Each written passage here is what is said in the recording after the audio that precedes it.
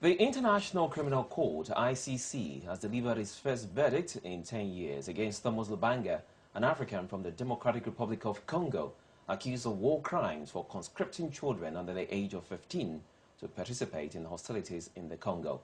Despite the atrocities allegedly committed by Lubanga, some Africans say the ICC is deliberately targeting Africans. Today on Hot Seat, we ask, are African warlords easy targets for the Hague?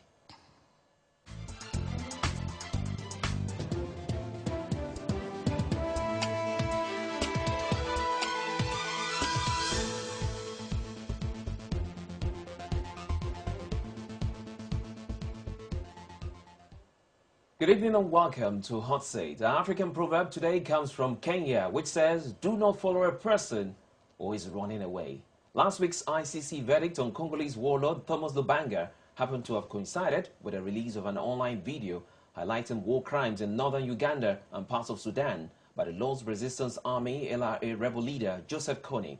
The film Kony 2012 has been watched by millions of people around the world. Human rights organizations welcome the conviction of Thomas Lubanga at The Hague, but some Africans think the ICC is targeting Africans because it is easy, and others say it's part of a continuous effort by the West to control Africa from both the outside and within.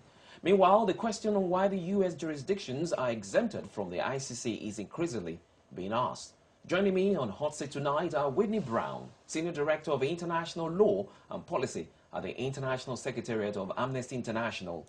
She is responsible for overseeing Amnesty International's work on global thematic issues. Luwezi Kinshasa, Secretary General, African Socialist International, a member of uhurunews.com. Luwezi sees the ICC as a court of oppressors.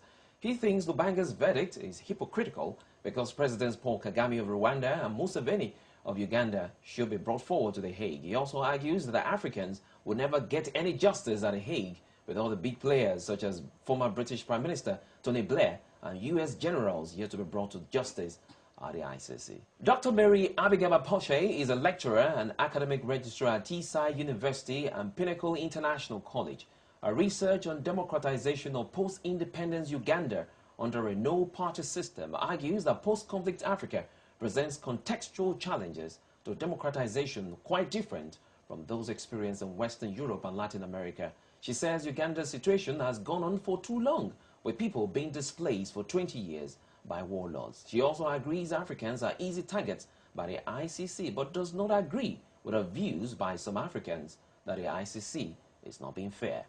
Also, Vava Tampa, founder and executive director, Save the Congo. He says Lubanga's conviction is a key issue in regional politics, and the arrest and prosecution of other African warlords as a test of ICC's nerve, impartiality and credibility. So, ladies and gentlemen, I say welcome to Hot Seat.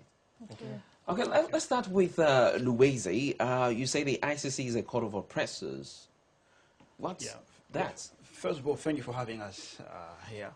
I belong to an organization, led by O'Malley Stella, the chairman of our organization, who definitely believes that the law is in the opinion of the oppressor. So the ICC is the court, definitely, of the oppressor nation that Europe is, so, which also North America is, United States and Canada. So it does not make sense for oppressed Africans to go to these courts and expect to get justice. Because if there is anything we can call justice, then there is no doubt the colonizers, the oppressors, should be in the court in the first place. Not just Tony Blair, the president of the United States, for everything they have done and everything they continue to do right now, they should be in the courts. Those who committed crime in the Congo, the Belgian colonizer, they should be in the courts. And we can list out all the crimes that have been committed against Africa, and we will spend a lot of time going through that. So I don't expect that Africans can get justice in the ICC as the court of the oppressor. All right, Whitney, what is the position of the Amnesty International? They charge the ICC has been selective on its trials, and just like Luwezi said, being a court by the oppressors and for the oppressors. Well, the International Criminal Court would not exist were not it for African governments and African civil society. 47 African countries took part in the Rome Treaty Conference and actually created the court. They were a powerful bloc, and they were there demanding justice for Africans. 800, nearly a third of all the civil society organizations that support the International Criminal Court are African. So this is about bringing justice to Africa. Now, is there a point about who's not being brought before the International Criminal Court, which only has jurisdiction from 2002 onward? Absolutely yes, but the U.S. has not ratified the court. In fact, it's done everything it can to destroy the court. European governments, some of them have. But the court can only claim jurisdiction in most cases if the government itself requests that. Uganda did that, the DRC did that, etc., and that's why they've been there. But also, let's be clear, the U.S. is protecting Colombia. Sri Lanka should be before the court. The U.S. is protecting Afghanistan. So there's no doubt that it is politicized, but the response is not to strip justice from Africans who have suffered where their domestic systems can't work. The thing is to call for justice to be fair across the board. And we at Amnesty International have actually called for the former President of the United States, George W. Bush, to be detained and held under the principle of universal jurisdiction because the U.S. government is not investigating him. Okay, Dr. Pashe, you are a Ugandan scholar. You researched on post-independence Uganda. And Uganda is typical with warring factions. Let's look at a Lord's Resistance Army led by Joseph Kony. He's been wanted by the ICC. And what did you find in your research? And what do you make of the charge that ICC is targeting Africans because they are easy catch for them? Well, Africans being easy targets is clear. I think it's easier to catch them. They don't have as much political power as probably the Western, like you just spoke about, George W. Bush. And but I think that should not take away from the fact that these people have committed these crimes, and people need to see justice. As you've mentioned in Uganda, the Kony situation since 1986, the children who were born in camps and have never known peace, never gone to school, you know, and I think enough is enough. If there is an organization that can come in to help address that problem, I think it's something that we need to support and we need to acknowledge. There will be problems, there will be challenges. You know, we've spoken about some of the targets being easier than others, but really that should not take away the importance of the fact that these people who have committed these crimes need to be brought to justice. Okay. Let's move over to Vava now. You say Thomas Banga's conviction is a key issue in regional politics. Well, how does this affect the DR Congo? Well, a few things must be sort of set clear. Now, the first point is, has the ICC made few mistakes over the last few years? Then the answer is yes. Has Luis Ocampo, the chief of prosecutor of the ICC, made few mistakes in the past few years? The answer is yes.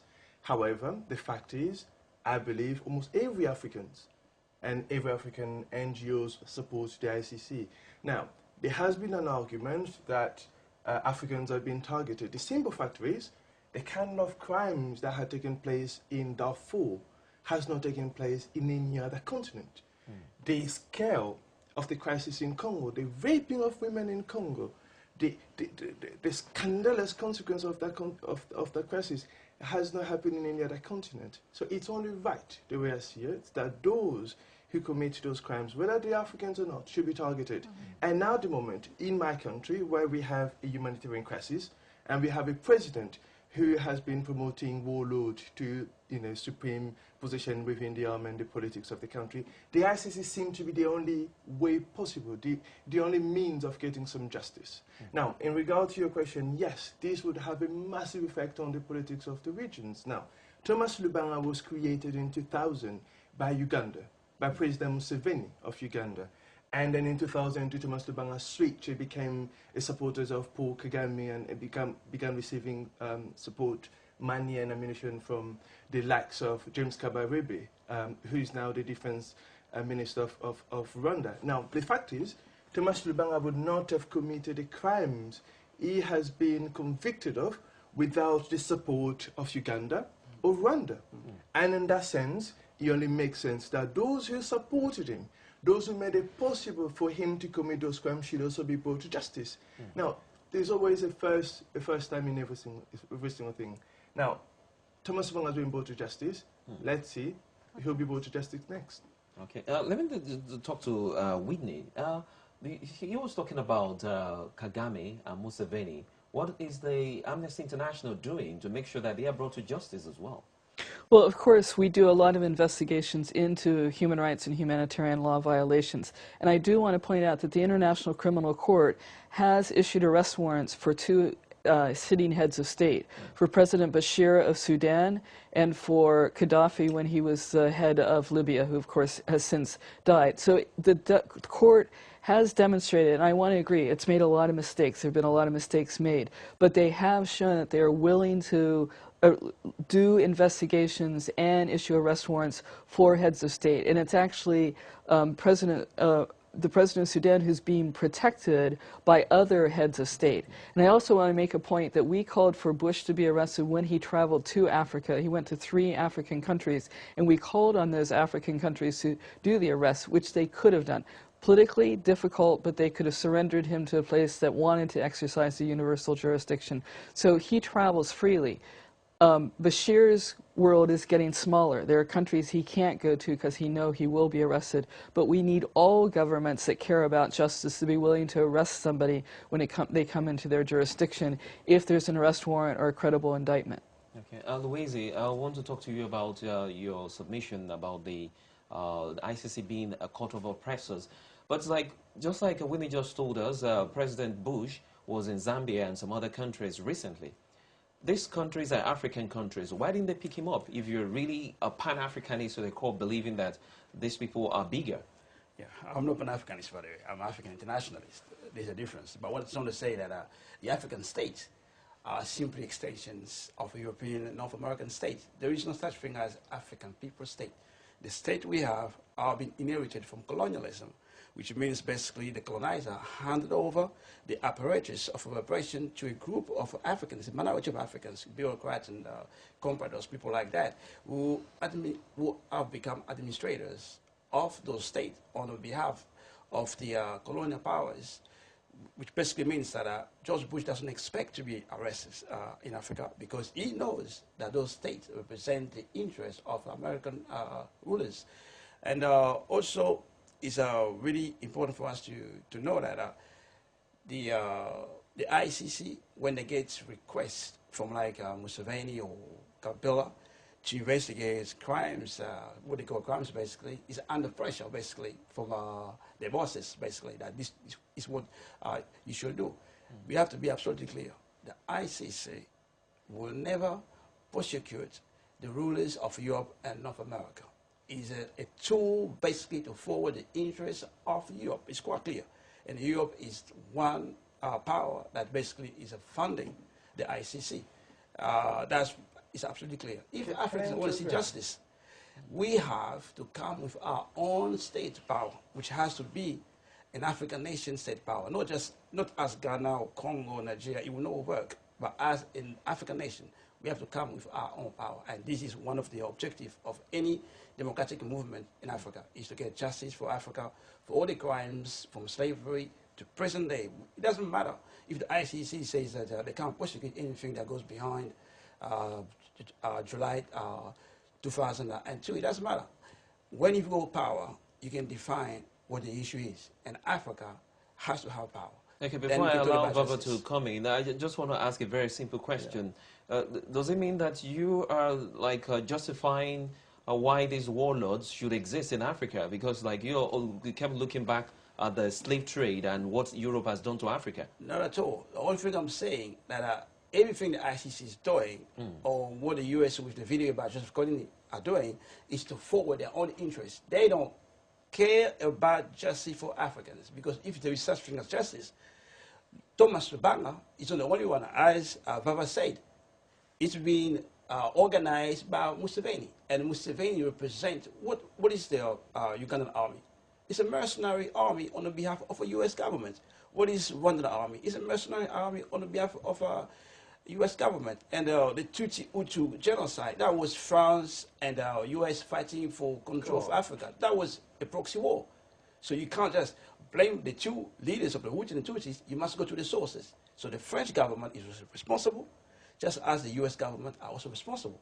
And Africans who are watching us, who are seeking justice, we should all demand that all responsible for genocide in Africa must be brought to account. And we have to be part of the solution. Okay, That's Vava, what we're quickly saying. to you. Now, I think we have to clarify a few things. Now, the ICC, the way I see it, is a necessary evil. Right? I don't want it to exist, but I think it's incredibly important that it exists.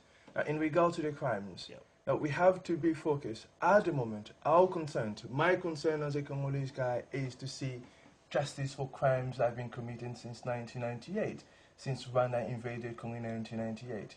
And that's what the ICC is trying to do. Now, the rule ICC has been in existence for 10 years. It's a new concept. It goes back to the Nuremberg Criminal Court after the genocide of 6 million Jews. And I think we have to give it time. We have to give it every single chance we can and see how this new concept that we adopted in the international policy could become a beacon of hope in the future. It's too soon to simply conclude that this court is somehow a vessel for the oppressors of the African people. I think it's way too soon. It's never too soon, and it's not too soon, because if you listen to Robin Cook, he used to be the foreign minister of Tony Blair, he made it clear that the ICC is not a tool to prosecute the leaders of Europe and North America. He made it clear, and it's correct. So the question is not for us to say it's too soon. The question is, how can Africans develop their own power so we can bring to court all forces who are committing genocide against Africans, starting from the Africans themselves and including non-Africans. That's what the African democratic movement should do. If you want to speak about democracy, you must speak about justice. Without justice, there's no democracy. So Africa, we have to have power to do that, and we can do it. Okay, there are 1 billion of us. We can do it. Okay, Mary, the President Yoweri Museveni of Uganda has been a recurring decimal in that region when it comes to war and people being groomed to become rebel leaders or mercenary armies. Yes. Why is it so? Because this was a man who fought to get away with Idi Amin in the 70s. How did he become a recurring decimal? I think that is what is really disappointing about Museveni, because when Museveni came in 1986, Uganda had gone through many, many years of civil strife. And Museveni presented an alternative: peace, security, development. And people were optimistic. I think the problem, as far as Museveni is concerned, is he stayed too long. If we look at Museveni's first 10 years in power, I think we can see that there was real positive change in Uganda. For the first time, Uganda was safe, Uganda was stable, Uganda started to develop. You know, people would go around without fearing for their lives. People could speak openly about political issues without fearing that they would be disappear in the night, you know.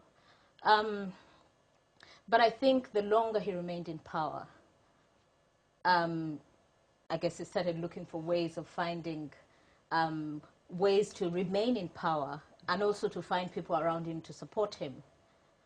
And for me, I feel that is really the problem. If Museveni had stayed for the first 10 years, all these issues of changing the constitution, removing term limits, and all those things are all, you know, it's all to keep him there longer than he should have been. And we all know the longer someone stays in power, the more corrupt they become, the more, you know, the more we see all these things coming out. If he had stayed for, I don't know, 5 years, 10 years, brought constitutional order, brought peace, brought stability, left that legacy and moved away and allowed, you know, a cycle of an elected leader to come in, that would have been the best thing to do. Okay, let me get back to you, Whitney. The issue of Omar al-Bashir of Sudan. Just like you said, his fellow presidents in the region have been protecting him. What's your organization doing, maybe in association with the ICC, to make sure that he's brought to justice anyway? Well, let's be clear, we're very independent of the ICC. We try to get the ICC to do its job and do its job well and with integrity and independence, which is absolutely critical to whether it's going to be effective. In terms of President Bashir, we continue to document the crimes that are happening under his watch and to call for him to be arrested when he is available to be arrested and surrendered to the court. We also continue to track the flow of arms into Sudan that violates the arms embargo that's supposed to prevent arms from going in, particularly to Darfur, and being used against civilians in Darfur. The whole issue of the arms trade treaty, which is being negotiated, is an attempt to stop very powerful governments. The 5 permanent members of the Security Council are 5 of the 6 largest arms trade dealers in the world, and they're sending those arms at big profit to places like Africa, to places like Colombia, to South Asia, where they know that they're being used to commit crimes against civilians. And so we're also working to stop those arms from flowing in as a way of hopefully making sure that civilians are no longer caught in the crosshairs. And again, it's justice for those civilians. And I want to be clear, it's not just seeing the person who's responsible for what happened to you be brought to justice. It's all about truth about what's happening, the story behind it, and it's about reparations, which is about healing, it's about services, health care, all that. So a very comprehensive vision of what justice means. Okay, thank you. Let's get back to Vava. DR Congo has a history of wars and warlords. But can these people not be captured in Congo and prosecuted under DR Congo's laws? Ideally, we would have wanted to be the case. Every Congolese, I want to see Laurent Kunda facing justice in Congo. I want Bosco Ntaganda to face justice in Congo. I would have loved to see Thomas Lubanga incarcerated in Congo. Ideally, that wouldn't be the case. But the fact is, at the moment, Congo simply doesn't have the institution capacity to put these people in justice. And another problem is we have a president who is amazingly reluctant, incredibly reluctant to even pursue anyone, to bring anyone to justice. And that is the major problem. Now, impunity in Congo is the glue that binds together all the network of criminals responsible for the killings and looting that's been going on in Congo since 1998. And the only way that we could possibly bring some sort of stability and peace is by essentially breaking the links of impunity. And the ICC at the moment is the only vehicle towards that destination. Okay, Louise, your opinion on that? Yes, just to say, ICC to me represents the continuity of impunity. It's not the end of impunity, but the continuity of impunity. Because as I've said, how do you solve a problem? You go to the source of it. You go to the fundamentals of the problems. What's the problems in Africa? It's control of African resources by colonial powers. It's support of a neo-colonial state by European and North American powers. How many times we tried to get rid of Mobutu? Who stopped us every time? Europe stopped us, and the US stopped us. Who, in fact, stopped our experience of democratization of Congo? The US stopped us. Who killed Lumumba? The Persian and the US governments killed Lumumba. And you can't talk about what's going on in the Congo today without referring to the beginning of the problem. You know, so that's why I'm saying that I agree with Whitney on one point. We need, if we have to talk to ICC, only one term, they have first to agree that Europe and North America owe Africans reparations. When I say Africans, all of us, from Africa to the Caribbean to North America including, reparation for stolen labor of all the crimes committed against Africa. That's a real crime against humanity, if you're talking about crimes. And we cannot expect the ICC, which is the tool for Europe, to come and lecture us and tell us what is crime and define what is crime. They can't do that. We, 1 billion Africans around the world, we should organize and define what is the issue, what is the crime, and who is the criminal. We could define who is the criminal. And that's what basically we're trying to say. Thomas Lubanga is a criminal, there is no doubt about it. Museveni is a criminal, no doubt about it. All these presidents in Africa are criminals, but the process that put them even in power, the system within which they operate, is a criminal system. How can you have a system that was born selling Africans? What kind of system is that? How can you legitimize the kind of system? We can't. So what I'm saying, we should report, we need to build our own tribunal when we report that Europe and North America, including the African collaborators, and that this is feasible because we are over 1 billion Africans on the planet, and all of us are seeking justice. Show me an African who will not cry for justice. The only thing that is not in our brain is an African plan to make it happen. And that's what we're trying to offer to Africans and also to the world, to Europeans as well. Because we're saying to the Europeans, you don't have to be all the time on the side of all these murderous governments you have.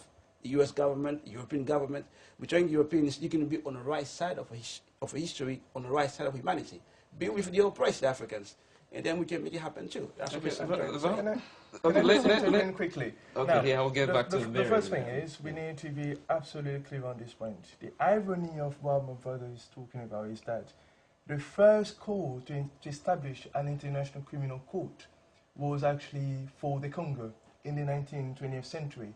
And it was a black American, George Washington, who called for the King of Belgium, King Leopold II, to be brought to justice.